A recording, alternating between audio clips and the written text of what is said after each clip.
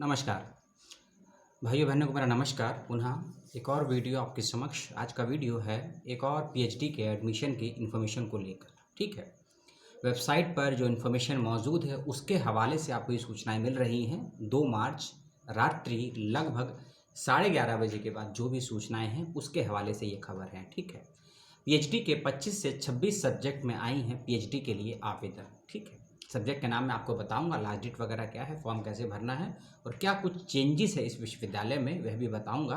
Video को last तक देखिएगा और लास्ट तक देखने के बाद कुछ सवाल, समस्या या जिज्ञासा उत्पन्न हो तो कमेंट करके पूछ लीजिएगा। ठीक है, बाबा साहेब भीमराव अंबेडकर बिहार यूनिवर्सिटी है। बाबा साहेब भीमराव अंबेडकर बिहार यूनिवर्सिटी है और जो नैक होती है, जो नैक ग्रेड देती है, उसने इस यूनिवर्सिटी को मान्यता भी दी है और बी ग्रेड यूनिवर्सिटी है, क्योंकि यूनिवर्सिटी की कैटेगरीज होती हैं A grade, B plus, A plus, तो उसी के अनुसार बी इसको रैंक दी गई है। सबसे पहली बात, बिहार में यूनिवर्सिटी है, मुजफ्फरनगर के आसपास है, मुजफ्फरपुर के आसपास है। ठीक है, इसमें आई है पीएचडी के लिए आवेदन और 26 सब्जेक्ट हैं। आप पीएचडी के सब्जेक्ट सुन लीजिए, उसके बाद आप तय करिए वीडियो आपको आगे देखना है या नहीं देखना है।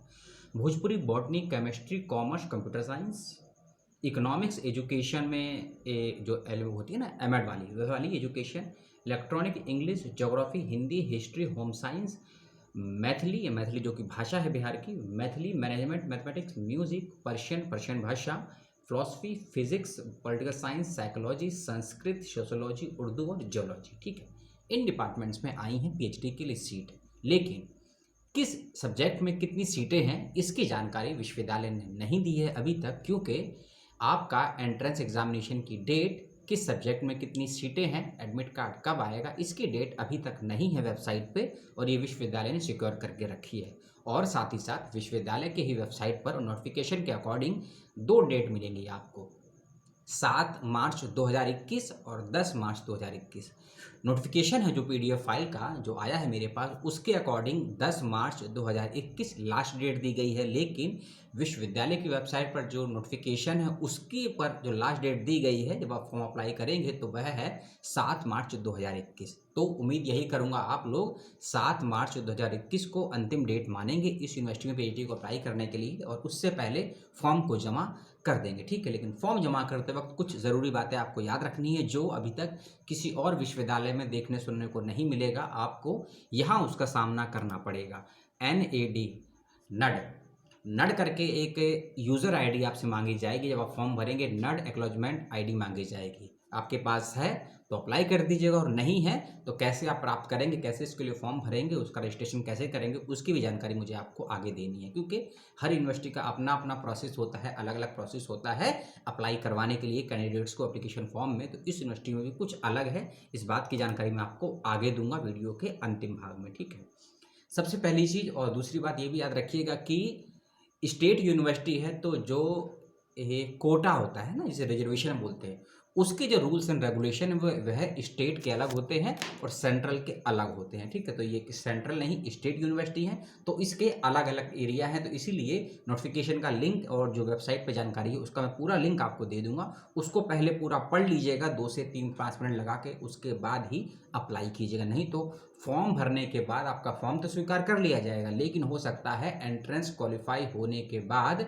आपको मेरिट से बाहर कर दिया जाए या आपको इंटरव्यू में दिक्कत हो कि आपने उस पॉलिसी को ढंग से नहीं पढ़ा है और उसके अकॉर्डिंग आप डिस्क्वालीफाई कर दिए जाएंगे। इसीलिए फॉर्म भरने से पहले जानकारियों को केयरफुली समझ लीजिएगा, पढ़ लीजिएगा और यदि कोई समस्या उत्पन्न होती है तो चाहे मुझसे या यूनिवर्सिटी से कंसल्ट कर लीजिएगा। ठीक है, जिन लोगों का नेट क्वालिफाई है, जिन लोगों का JRF क्वालिफाई है, जिन लोगों का CSIR का कोई स्कॉलरशिप फेलोशिप है, उसके स्कॉलर हैं, उन सभी को एंट्रेंस एग्जामिनेशन से छूट दी गई है या नहीं दी गई है इसकी भी जानकारी वेबसाइट पर स्पष्ट तरीके से नहीं दी गई है। ठीक है, उसके लिए विश्वविद्यालय से आप ज़रूर संपर्क कर लीजिएगा, इस बात का ध्यान रखिएगा।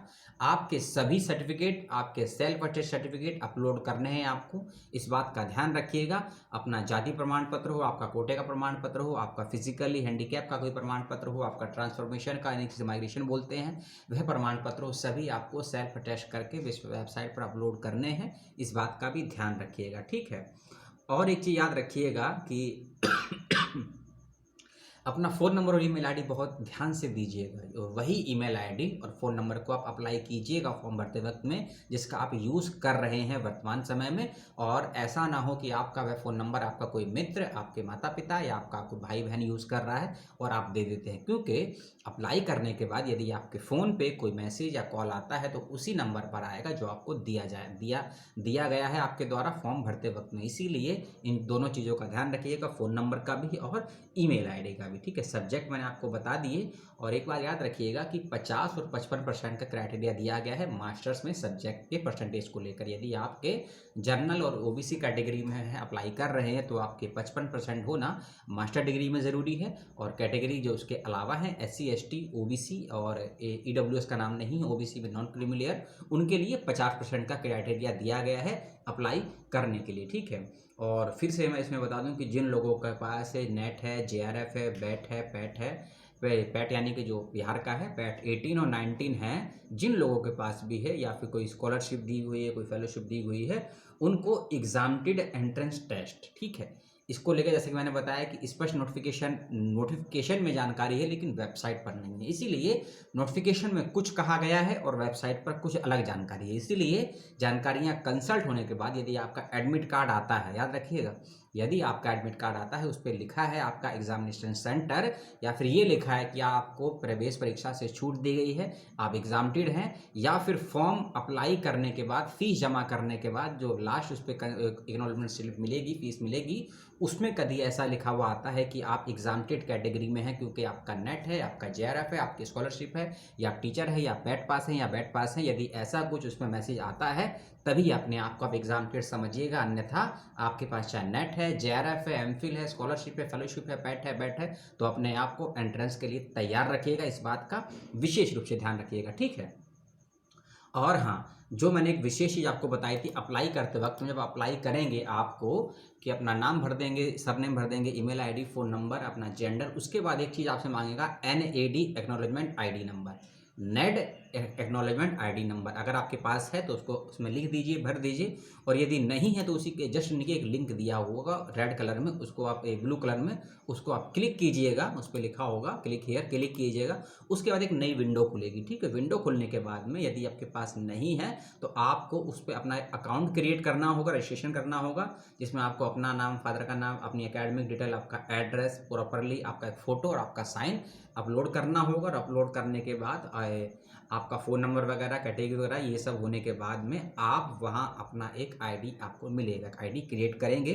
और जो ID आपको वहाँ से प्राप्त होगा उसी को आपको रजिस्ट्रेशन फॉर्म के पहले स्टेप में अप्लाई करना होगा, फिल करना होगा, क्योंकि यह मैंडेटरी है। इसलिए मैंने कहा ना कि स्टेट यूनिवर्सिटी के अपने अपने अलग अलग टर्म्स एंड कंडीशंस होते हैं अप्लीकेशन फॉर्म को अप्लाई करवाने के लिए। इसीलिए BR अम्बेडकर, जो अम्बेडकर यूनिवर्सिटी है मुजफ्फरनगर बिहार में, उसके अंदर ये नेड नामक एक्नॉलेजमेंट ID नंबर मांगा गया है। ये आपको वहाँ से मिल जाएगा।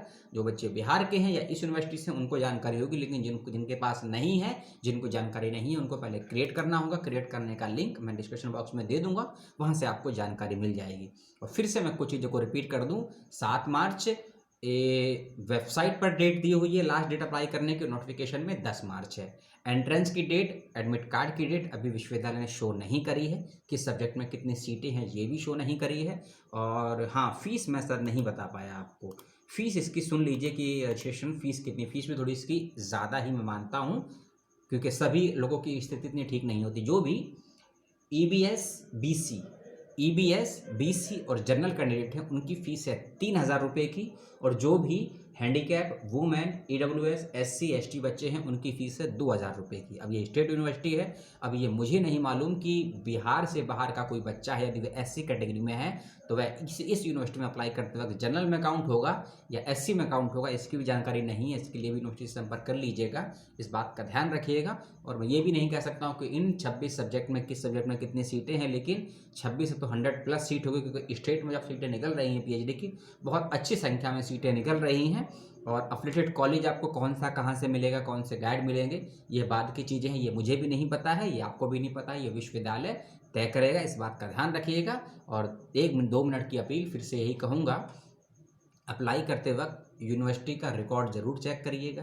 जिस डिपार्टमेंट में अप्लाई कर रहे हैं उस डिपार्टमेंट के बारे में अप्लाई ज़रूर चेक कीजिएगा, कितनी फैकल्टीज़ मेंबर है, क्या उसका रिकॉर्ड है, किस टाइप का रिसर्च करवाता है। यूनिवर्सिटी के आसपास का भौगोलिक और कल्चरल माहौल ज़रूर चेक करिएगा। अगर आप वहाँ पीएचडी अप्लाई करते हैं, एडमिशन मिलता है, तो आपको लंबे समय तक वहाँ रहना भी पड़ेगा और आप वहाँ कैसे मैनेज करेंगे, कैसे मैनेज नहीं करेंगे, ट्रैवलिंग क्या रहेगी, इन सभी चीज़ों को जानने समझने के बाद ही इसी यूनिवर्सिटी में नहीं, किसी भी यूनिवर्सिटी में अप्लाई कीजिएगा। नहीं तो ऐसा ना हो कि कुछ समय के बाद आपको डिप्रेशन का शिकार होना पड़े या आप बेमन से पीएचडी करें या फिर पीएचडी ड्रॉप करके आप वापस आ जाएं। ऐसा मत करिएगा। उससे पहले कुछ चीज़ों को पहले जान लीजिए, समझ लीजिए, उसके बाद अप्लाई कीजिए। 3 से 4 दिन हैं अभी अप्लाई करने के लिए, कोई जल्दबाजी मत कीजिएगा। चीज़ों को समझिए, परखिए और कंसल्ट कीजिए लोगों से, अपने माता पिता से सबसे पहले, अपने टीचर से, अपने फ्रेंड से। उसके बाद अप्लाई कीजिए, चाहे कोई भी यूनिवर्सिटी हो, चाहे कोई भी जॉब हो। इस बात का विशेष ध्यान रखिएगा। किसी और वीडियो में किसी और विषय के साथ बहुत जल्द आपसे पुनः मिलूंगा। तब तक के लिए अपनों का ख्याल रखिएगा और अध्ययन करते रहिए, सीखते रहेंगे तो जीतते रहेंगे। सलाम।